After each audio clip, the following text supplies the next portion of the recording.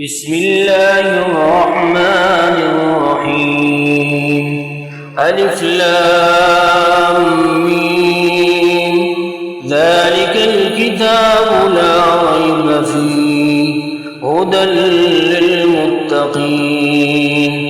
الذين يؤمنون بالغيب ويقيمون الصلاة ومما رزقناهم ينفقون والذين يؤمنون بما أنزل إليك وما أنزل من قبلك وبالآخرة هم يوقنون